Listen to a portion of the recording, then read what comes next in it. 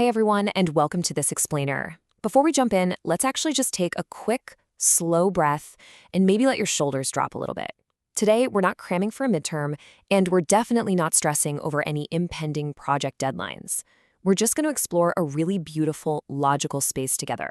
We're looking at the architecture of understanding, specifically how computers actually make sense of the instructions we give them. So think about it. How does a machine actually read? When you sit at your keyboard just tapping out lines of code, you're writing text. It's just characters in a row. To us, it looks kind of like a story, reading from left to right, top to bottom. But a computer doesn't read the way you and I do. It has to take those human keystrokes, that totally flat text, and somehow turn it into something it can actually process. How does it pull that off without just getting completely lost in the noise? Well, the secret here lies in hierarchy.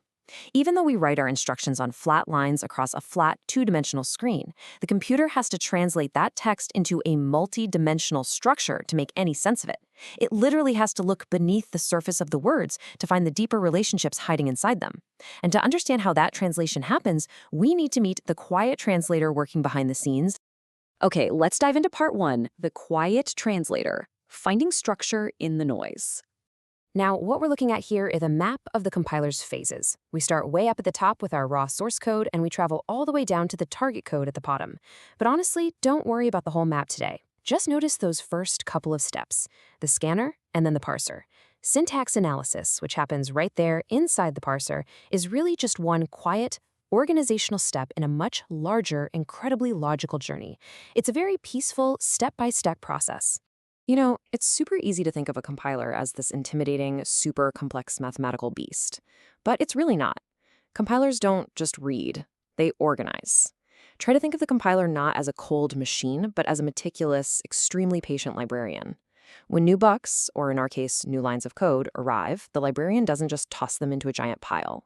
They carefully start them out, figure out where they belong, and arrange them so the whole system makes perfect sense. So, how does our librarian actually start sorting? That brings us to part two, words into sentences, separating the pieces from the pattern. Let's use a really relatable metaphor from everyday human language. When you read a sentence, your brain first recognizes the individual words, right? That is basically lexical analysis. The compiler's scanner gathers isolated characters and groups them into meaningful words, which we call tokens. But, as we all know, just having a pile of words doesn't automatically mean you have a coherent sentence, and that is exactly where syntax analysis comes in. The parser takes those tokens and looks for grammatical sentence structure. It checks if you missed a parenthesis or forgot a semicolon. It makes sure those isolated words actually form a valid, meaningful pattern. And this brilliantly illustrates exactly what I mean. Take a really simple assignment statement. Position equals initial plus rate times 60. First up, the lexical analyzer steps in. It gently separates the raw text into distinct tokens. So it identifies position as an identifier, grabs the equals sign, the plus sign, and the number 60. It isolates the pieces. Then it hands those pieces over to the syntax analyzer, which arranges them. It understands, for example, that rate times 60 is a connected operation that has to happen before the addition. It transforms a flat list of tokens into structured understanding. Let's just take a quick moment to let that sink in, because it's absolutely crucial. Lexical analysis finds the pieces. Syntax analysis builds the puzzle. The scanner gathers the raw materials, and then the parser uses them to construct a meaningful framework. It is a very natural, almost organic division of labor, which naturally leads us to ask, what exactly is the parser building?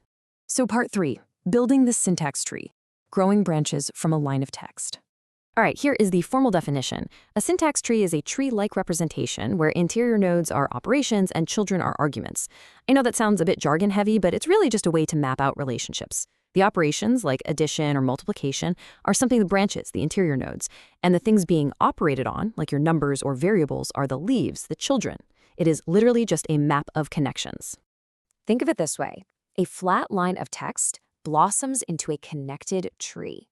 The code you typed as a single, horizontal string of characters is now branching out, taking on a shape that perfectly reflects its underlying logic. The computer is quite literally growing a tree of understanding right inside its memory. Let's actually walk through how this happens with something we're all familiar with, like an if-else statement. The parser doesn't try to swallow the whole program all at once. It just looks for familiar, bite-sized patterns. Step 1, the seed. It locates the if keyword. Step 2, the roots. It isolates the expression inside the parentheses, the actual conditions of our decision. Step 3, the branches. It maps out the subsequent statements that will grow depending on whether the condition evaluates to true or false. It constructs this hierarchy one logical step at a time. Now you might be wondering, how does the compiler know which branches to grow in the first place? That brings us to part 4, the rules of grammar, the hidden rulebook of coding. In compiler theory, this hidden rulebook is called a context-free grammar. Simply put, it's a concise notation used to specify the exact syntactic structure of a programming language. And it's called context-free because a rule applies the exact same way no matter where it pops up in your code. Just like English has grammar rules that tell us, say, a noun comes before a verb, your code has a context-free grammar. It acts as a peaceful, highly predictable set of instructions for the parser, telling it exactly what shapes are actually allowed to grow. So the crucial point here is that these rules aren't here to restrict you, they're here to provide clarity. The beauty of grammatical rules is that they provide a precise, easy-to-understand specification. Because they are so clearly structured, they allow automated tools to build super efficient parsers for us. And, beautifully enough, they make it really simple to carefully evolve the programming language over time. These rules exist purely to make programming easier and far more organized, not harder. I want to pause for just a second on this quote from our source material. A grammar naturally describes the hierarchical structure of most programming language constructs. Notice that word naturally. This entire process we are talking about today, from flat text to tokens to parsing to syntax trees, it is all about uncovering the natural hierarchy that already exists in your logic. Which leads us to our final section, part 5, order in the chaos, finding peace in the process. Look, we've all been there. When you are struggling with a bug at 2 a.m., your code feels like absolute chaos. But beneath all that frustration, there is a very peaceful process at work. You are not fighting a machine. Writing code is actually just planting seeds for syntax trees. Every single time you type a line, you are carefully placing a seed that the compiler is going to nurture, sort, and grow into a beautiful, logical structure. Honestly, reframing it this way turns the act of programming into a really natural, logical process of cultivation. So, as we wrap up this explainer, I just want to leave you with a gentle, hopefully inspiring thought. Next time you sit down at your keyboard and type out a line of code, what kind of tree are you growing? Are your branches clear? Are your roots strong? Thank you so much for exploring this architecture of understanding with me today. Keep cultivating your code, and I'll catch you next time.